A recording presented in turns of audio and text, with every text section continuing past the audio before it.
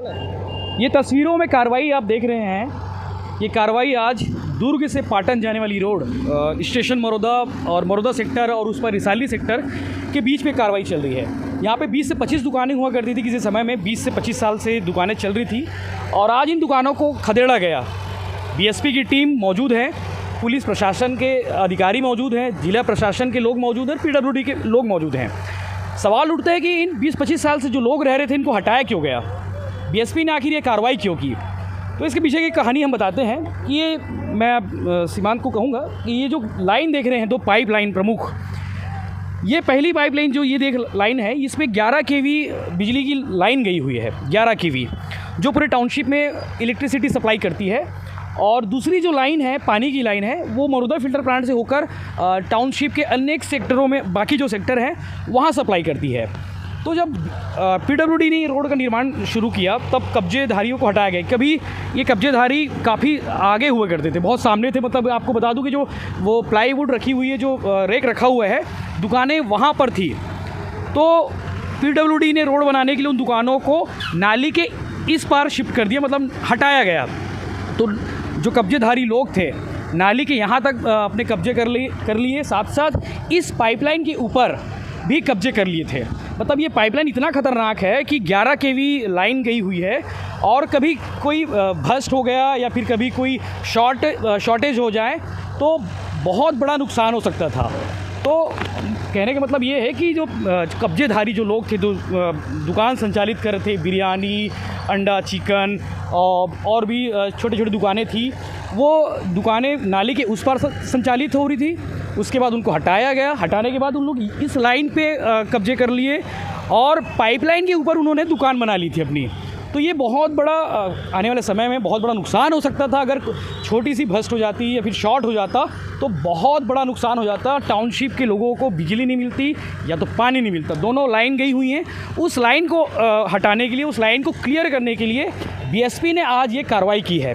BSP की team कम से कम 30 से 40 अमला लोग जो हैं बीएसपी के हैं, पुलिस प्रशासन, जिला प्रशासन, तमाम प्रशासन का अमला, मतलब टोटल संयुक्त रूप से ये पूरी कार्रवाई हुई है।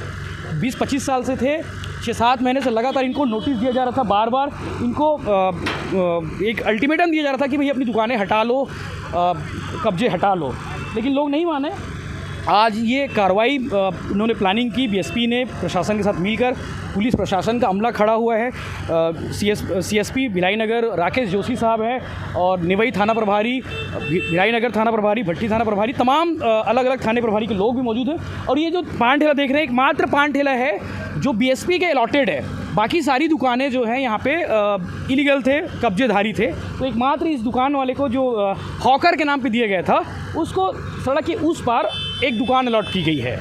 चूँकि वो लाइसेंसधारी था, बीएसपी से अलॉटेड था, तो नियमानुसार उसको एक दूसरी दुकान दी गई है।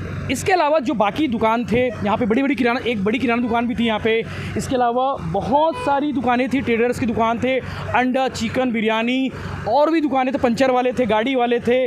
तो कम से कम ऐसे 20-25 दुकानें थी जिनको आज हटाया गया है। और बीएसपी का जो मूड है इन दिनों कार्रवाई को लेकर, इलीगल जो अवैध कब्जेधारी हैं या फिर बीएसपी की ज़मीन पर जो लोग कब्जा करके बैठे हुए हैं, उनको हटाने को लेकर एक तरह से मोर्चा खोल दिया गया है बीएसपी की ओर से लगातार कार्रवाई करने का। तो ये कहीं ना कहीं उससे भी देखा जा रहा है। लेकिन सबसे बड़ी बात इसमें ये है कि बिजली और पानी की जो लाइन, जो पाइप गई हुई है, उस लाइन को क्लियर करने के लिए ये कार्रवाई की गई है, ताकि ये लाइन सुरक्षित रहे, कोई इस पे कब्जा ना कर सके। अब आपको एक दिखा रहा हूँ कि ये जो देखो 11 केवी की लाइन है, इस लाइन के ऊपर में घर तक बन गया है। तो अगर कुछ चीज़ में चिंगारी अगर भी निकल जाए या फिर कोई बड़ा भस्ट हो जाए, शॉर्ट हो जाए, तो बहुत बड़ा नुकसान हो सकता है, बहुत बड़ी आगजनी की घटना हो सकती है। तो कहीं ना कहीं इस लाइन को क्लियर करने के मकसद से बीएसपी ने आज ये अतिक्रमण हटाओ कार्रवाई की है। और बीएसपी का कहना है कि आने वाले दिनों में भी इस तरह की कार्रवाई होती रहेगी, जारी रहेगी। यहाँ के व्यापारियों ने इसका विरोध भी किया। अपनी बात उन्होंने गृह मंत्री, पीडब्ल्यूडी मंत्री ताम्रध्वज साहू जो इस इलाके के विधायक भी हैं, उन तक पहुंचाई। लेकिन उनका कहना है कि प्रशासन और जो बीएसपी है अपना काम करेंगे वो। तो इस तरह की टाल मटोल हुआ और उनको आश्वासन बहस मिला।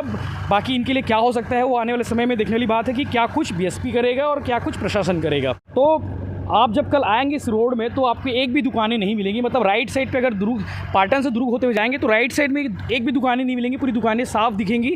लेफ्ट साइड में दुकानें हैं, कुछ इक्का दुक्का है, तो उनको लेकर अभी बीएसपी के पास कोई प्लानिंग नहीं कि उनको हटाया जाए, कि कब्जेदारी हैं तो उनको कब हटाए, कि क्या प्लानिंग करे। तो बस एक तस्वीर, एक भूगोल बदल गया है दुर्ग शहर का, फिर दुर्ग से पाटन जाने वाली रोड का। आने वाले समय में इस तरह के कब्जेदारी को हटाया गया है और आने वाले समय में भी कब्जेदारी को हटाने की पूरी प्लानिंग है बीएसपी की। तो इस तरह के बाकी खबरों और बाकी अपडेट्स के लिए जुड़े रहिए भिलाई टाइम्स से। सब्सक्राइब करना ना भूलें और कमेंट करके बताइए और क्या होना चाहिए। भिलाई में इस तरह के कब्जे बहुत है, तो वहाँ को लेकर क्या रणनीति होनी चाहिए प्रशासन की, शासन की, तो वो ज़रूर बताएं हमें।